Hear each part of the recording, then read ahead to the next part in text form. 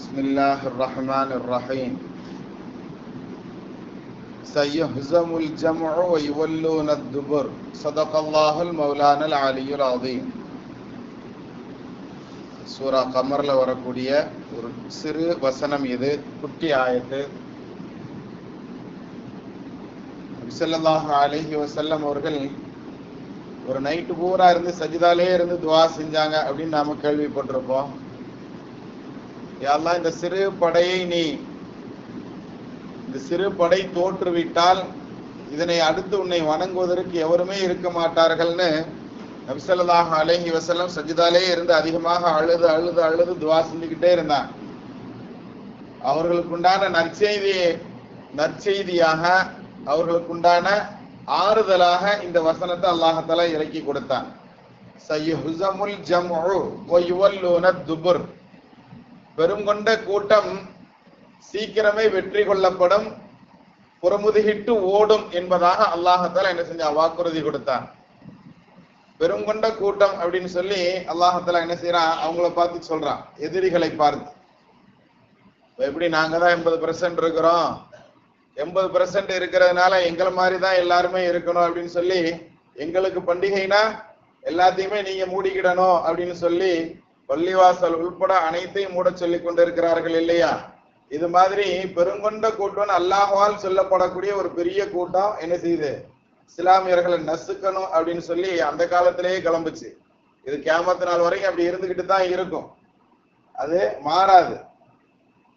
ஆனா அதுக்காண்டி நாமளும் அல்லாஹ் தஆலா நமக்கு தான் வெற்றி தருவோம்னு சொல்லியிருக்கான்னு சொல்லிட்டு மிதப்புல நாம இருக்கிறோம். அவன் அந்த மதப்புல இருக்கிறான்னா நாம இந்த மதப்புல இருக்கிறோம்.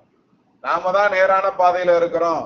எப்பொழுதுமே நாம நேரான பாதையில இருக்கிறோம் நினைக்கிறது தப்பு இல்லை. நாம தான் நேரான பாதையில இருக்கிறோம், அடுத்தவன வழிகேட்டுல இருக்கிறான்னு நினைக்கிறோம் பாருங்க, இதுவும் பெரிய முட்டாள்தனம்.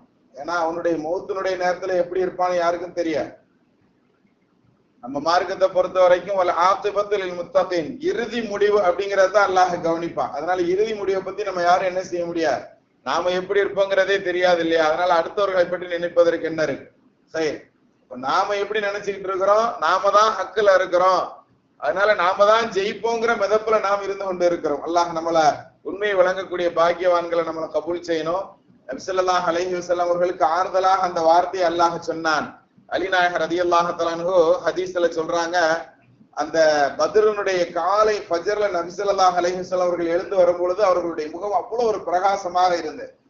எந்திரிச்சு வரும்போது இந்த ஆயத்தை ஓதிக்கிட்டே எழுந்து வந்தார்கள். சய்யுஹ்ஸமுல் ஜம்உ வ யுவல்லூன துபுர், புறமுதுகிட்டு ஓடுவார்கள் அந்த பெருங்கொண்ட கூட்டத்தினர்கள், அவர்களை சீக்கிரமே வெற்றி கொள்ளப்படும் அப்படிங்கிற சுப செய்தியான இந்த வசனத்தை ஓதிக்கிட்டே நபி ஸல்லல்லாஹு அலைஹி வஸல்லம் வெளியே வந்தாங்க.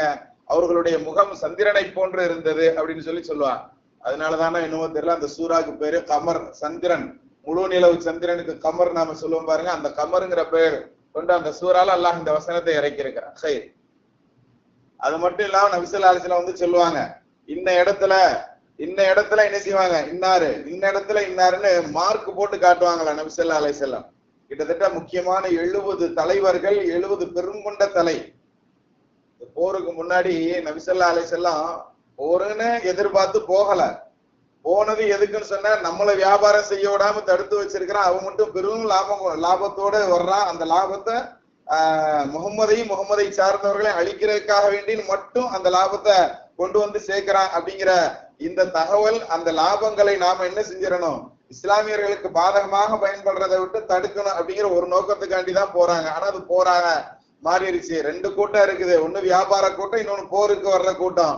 இது 2ல ஏதாவது ஒண்ணு உங்களை சந்திக்க நபின்னு அல்லாஹ் குர்ஆன்லயே வாக்குறுதி தரும். சரி, அதுல வியாபார கூட்டம் என்ன செய்யும், அதனுடைய தலைவர் ரொம்ப ஹிக்மத்தான ஆளு என்ன செய்வாங்க, அழகா மாற்றுப்பாதை வழியாக நம்ம இந்த பொருளை கொண்டு போய் பத்திரமா சேர்க்கணும், எல்லாருடைய முக்கியமான வியாபார பொருள் இதை கொண்டு போய் பத்திரமா சேர்க்கணும், யாரு கையில மாட்டிடக்கூடாதுன்னு அவர் என்ன செஞ்சிருவாரு, நேரா மக்காவுக்கு போயிடுவாரு, எதிரிகளுடைய இன்னொரு தலைவர்.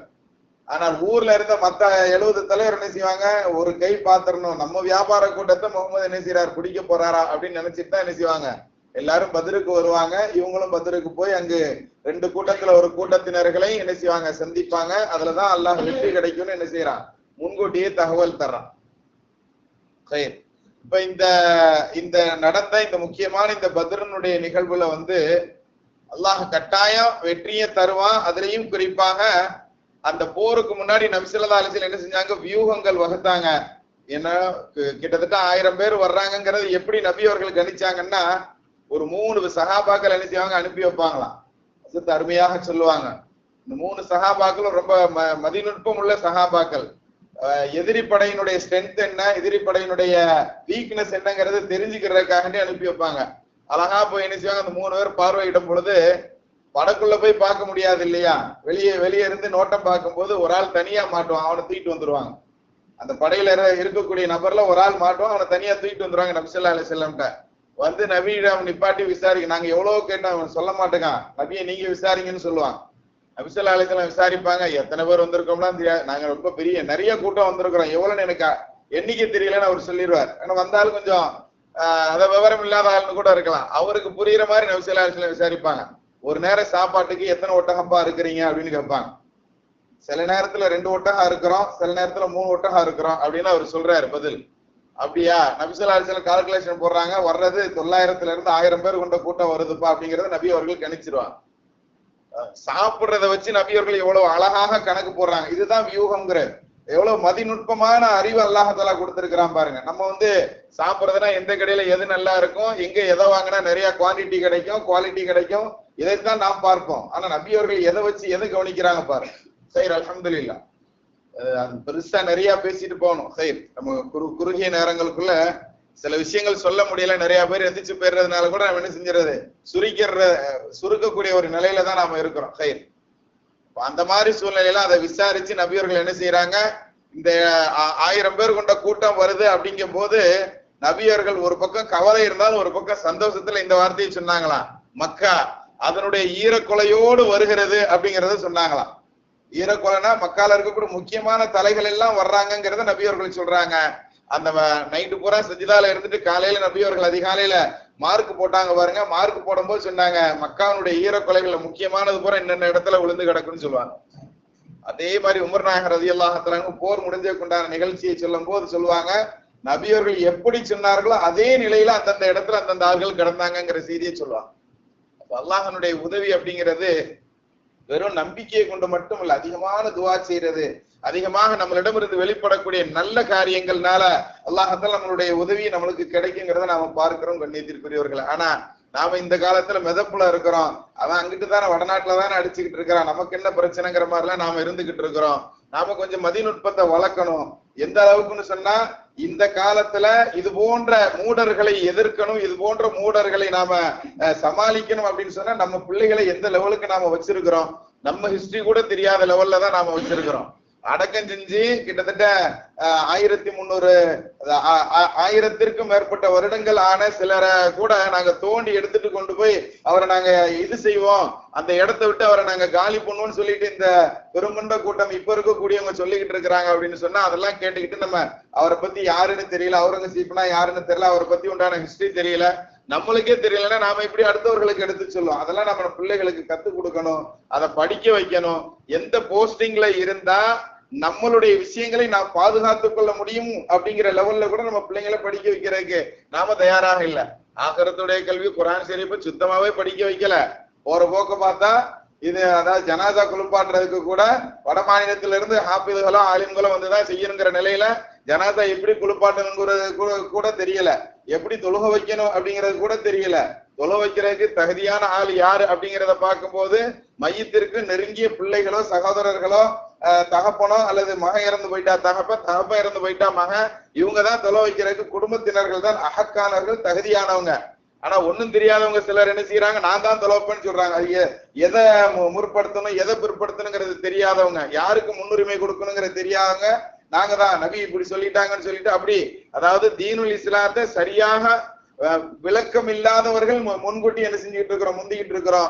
யாருக்கு முன்னுரிமை கொடுக்கணுங்கிறதுல பிரச்சனைகள் பண்ணிட்டு இருக்கிறோம், சின்ன சின்ன விஷயங்களுக்கு சண்டைகள் போட்டுக்கிட்டு இருக்கிறோம். ஆனா யார படிக்க வைக்கணும், எங்க நம்மளுடைய ஹிஸ்டரிகளை சொல்லி கொடுக்கணும், யார முன்னாடி கொண்டு வரணும், எந்த இடங்கள்ல அவர்களை நம்மளுடைய பிள்ளைகளை எந்த பதவிகள்ல போய் உட்கார வைக்கணும், எதுலையுமே நமக்கு விழிப்புணர்வு இல்லை. தீனை பத்தியும் ஜீரோல தான் இருக்கிறோம், ஆகிரத்தினுடைய கல்வியில ஜீரோல தான் இருக்கிறோம், உலகத்தினுடைய கல்வியிலையும் ஜீரோல தான் இருக்கிறோம். கண்ணியத்திற்குரியவர்களை, ஏதோ ஒரு ஆறுதலான செய்தி. ஐஏஎஸ்னுடைய படிப்புகள்ல நம்ம சமூகம் இந்த தடவை இதற்கு முன்னால் இருந்ததை விட கொஞ்சம் முன்னாடி வந்திருக்கிறாங்க அப்படின்னு ஒரு ஆறுதலான செய்தி இருக்கிறதை தவிர்த்து, ஆனால் மத்த எந்த துறையிலையாவது நம்ம பிள்ளைங்க முன்னாடி வர்றாங்களான்னு சொல்லி பார்த்தோம்னா எதுலையுமே இல்லைங்கிறதான் நமக்கு ஒரு பேநசீபாக தெரிகிறது. நல்லா நம்ம பிள்ளைகளை படிக்க வைக்கணும். இந்த மூடர்களை சமாளிப்பதற்குண்டான சூழல்களை நாமளும் என்ன செய்யணும், ஒரு வியூகங்களை நபியவர்கள் எப்படி வகுத்தாங்களோ அது மாதிரி வகுத்து வெற்றி பெறக்கூடிய பாக்கியவான்களில் அல்லாஹ் நம்மை கபூல் செய்வானாக. பிஹக்கி சய்யிதினா வ ஆலி சய்யிதினா முஹம்மதின் ஸல்லல்லாஹு